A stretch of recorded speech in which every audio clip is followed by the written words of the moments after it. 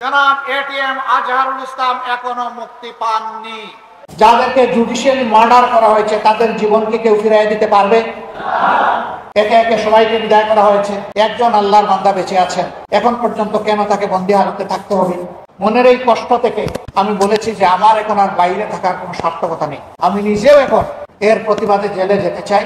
আমি স্বেচ্ছায় যাব, সরকার যেন আমাকে জেলে পাঠানোর ব্যবস্থা করে। আমার ভাইয়েরা বলেছে আপনাকে আমরা একা ছাড়বো না, আমরা আপনাকে লাখো কর্মী আপনাকে সঙ্গ দেব। আমি আমার ভাইদের কাছে কৃতজ্ঞ।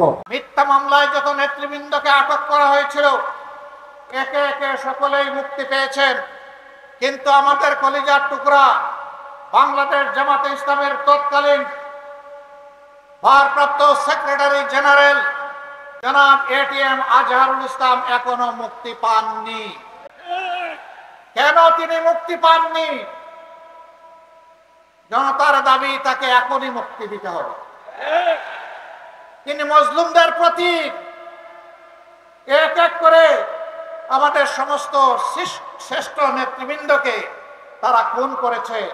আল্লাহ তাআলা তার একজন বান্দাকে জীবিত রেখেছেন। সম্মানের সাথে অবিলম্বে আমাদের বুকে তাকে ফিরিয়ে দিন।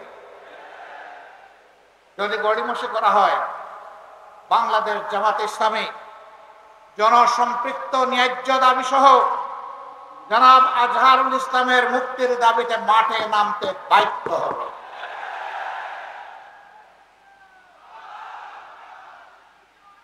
প্রিয় দেশবাসী, এ মাসটি হচ্ছে ভাষা আন্দোলনের মাস। 52 সালের ভাষা আন্দোলনে তরতাজা যে জীবনগুলা ঝরে গিয়েছিল, আজ আমি তাদেরকে গভীর শ্রদ্ধার সাথে স্মরণ করছি। আল্লাহ তাআলা তাদেরকে শহীদ হিসাবে কবুল করুন। কিন্তু আমরা কি দেখলাম? 52 গেল, 71 গেল, দেশ স্বাধীন হলো, কিন্তু আমরা দেখতে পাই বরকতের জীবিত মা খুপড়ি করে বসবাস করেন। বর্ষার সময় উপর থেকে পানি পড়ে আর গ্রীষ্মকালে রোদ ওঠে। এটি জাতির জন্য লজ্জা। যারা 52কে পুঁজি করে রাজনীতি করেন তারাই তো দেশ চালিয়েছেন। তাহলে বরকতের মাকে এমন করুণ ভাবে ফেলে রাখা হলো কেন? এরকম এক বরকত নয়।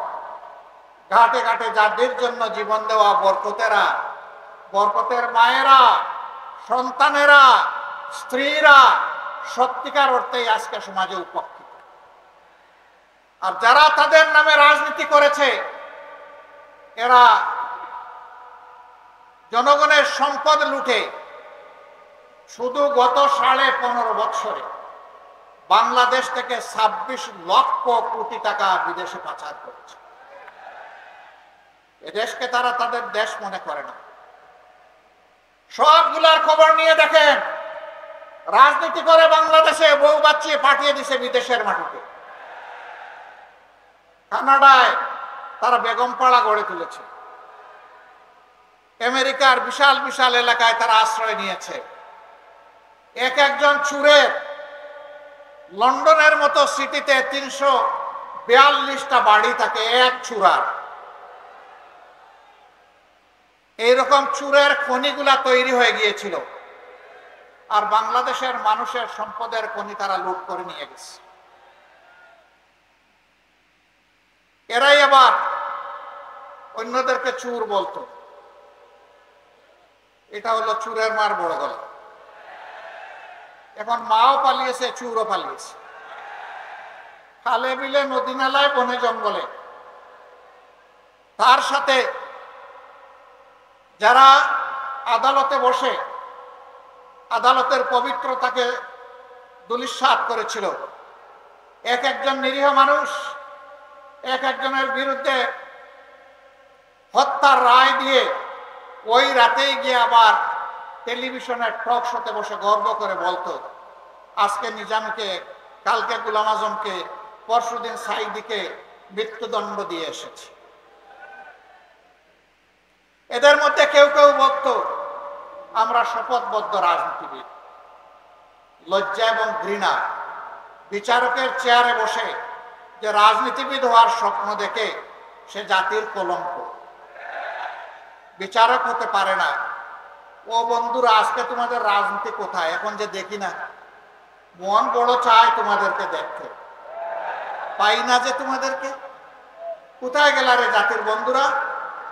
আসো, সাহস থাকলে সামনে আসো, সামনে এসে নিজের করুণ পরিণতি ভোগ করো। আমার বন্ধুরা বলে গেছেন, প্রত্যেকটি গণহত্যাকারীকে দেশে হোক বিদেশে হোক পাকড়াও করে ট্রাইব্যুনালের হাতে তুলে দিতে হবে। এদের বিচার জাতি দেখতে চায়। এই মাফিয়া খুনিদের গডমাদার ছিল শেখ হাসিনা। তারই আশ্রয়ে প্রশ্রয়ে, তারই নির্দেশে, তারই কুলে সমস্ত খুনিরা লালিত পালিত হয়েছে।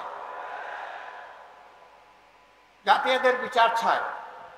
এতদিন আমরা বললে কিছু কিছু মানুষ সন্দেহ করত এগুলা রাজনৈতিক বক্তব্য কিনা। গত পরশুদিন তাদের কপালের বয়ান বিশ্ববাসীর কাছে এসেছে। তাদের আমলনামা গোটা দুনিয়ার মানুষ জানতে পেরেছে। তারা কি করেছে,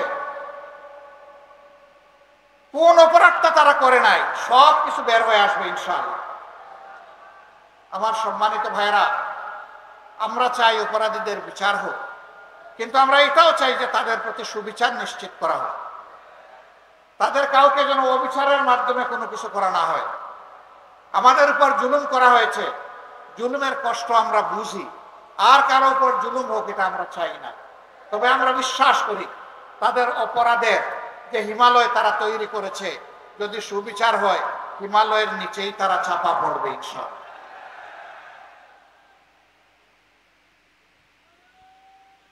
দেশের সম্পদ দেশের ভিতরে থাকুক বিদেশে থাকুক, জাল ফেলে এগুলা দেশে ফিরাই আনতে হবে, সরকারের কোষাগারে জমা দিতে হবে।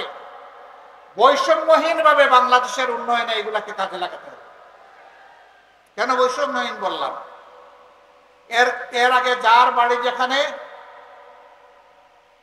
হোক না রোডের বদলে বাস, কিন্তু উন্নয়ন সব সেখানে। এই নরসিংদী জেলা 25 লক্ষ মানুষের জেলা, কার্যত এটি একটা ইন্ডাস্ট্রিয়াল টাউন। সারা জেলাটাই একটা ইন্ডাস্ট্রিয়াল পার্ক। এখানে লক্ষ লক্ষ মানুষ শ্রম বিনিয়োগ করে উপার্জন করে, তারা চুরি ডাকাতি করেন না। এই মানুষগুলো অসুস্থ হলে, আহত হলে তাদের চিকিৎসার জন্য উপযুক্ত কোনো ব্যবস্থা নরসিংদীতে নেই।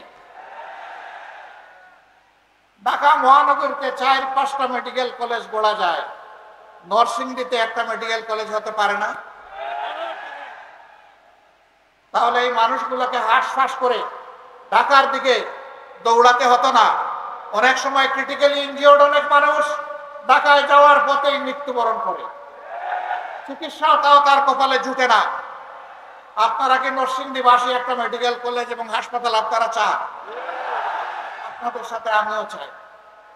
বর্তমান সরকারকে আমি অনুরোধ করব, মেহেরবানি করে গণবসতির এই বাংলাদেশে আগামী 1 মেকে উন্নয়ন বাজেটে যদি আর একটা মেডিকেল কলেজ বাংলাদেশে করার আপনারা সিদ্ধান্ত গ্রহণ করেন, এটা যেন নরসিংদীতে।